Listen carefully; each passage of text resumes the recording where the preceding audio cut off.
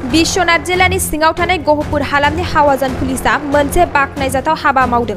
आसाम सरकारा आसामनि गुबुन गुबुन ओनसोलफोराव जुवा गेलेनाय, ड्राग्स बायदि फेग्रा मुवा बेसादफोर बाहायनाय बायदि आयेननि बेरेखा समाजनि बेरेखायै हाबा मावनायफोरखौ होबथानायनि सायाव गोख्रों नोजोरजों नायबिजिरनानै हाबा मावगासिनो दं।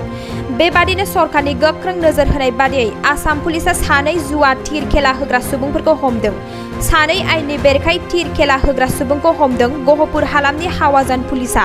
पुलिसजों हमजानाय सानै आयेननि बेरेखायै थिर खेला होग्रा दायनिगिरिफोरनि मुंफोरानो जाबाय पुरन फुकन, निगम गामिनि थागिबि आरो बिजय बसुमतारी, आलुफारा गामिनि थागिबि। निगमाव थानाय हाथायाव जेब्ला पुलिसा गंसे गलायाव नायदिंहैदोंमोन अब्ला बे सानै दायनिगिरिफोरखौ हमनो हादों होननानै पुलिसा फोरमायदों।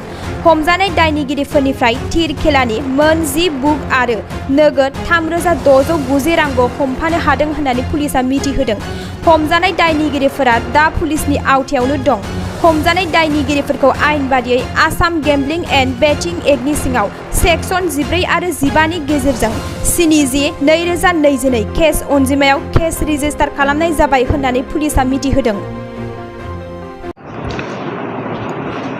এক গোপনীয় খবৰ ভিত্তিত আমাৰ IC হাৱাজান আৰু আমাৰ SDPO গহপুৰ মহোদয়ে নিগম অঞ্চলত এখন দোকানত ৰেইড কৰি তিৰৰ প্ৰায় 10খন বুকলেট আৰু নগদ 3,690 টকা উদ্ধাৰ কৰে আৰু দুজন ব্যক্তি যথাক্ৰমে পূৰ্ণ ফুকন আৰু বিজয় বসুমতাৰী বুলি। পূৰ্ণ ফুকনৰ ঘৰ নিগম উত্তৰ লাইন আৰু বিজয় বসুমতাৰীৰ ঘৰ আলোকপাৰা।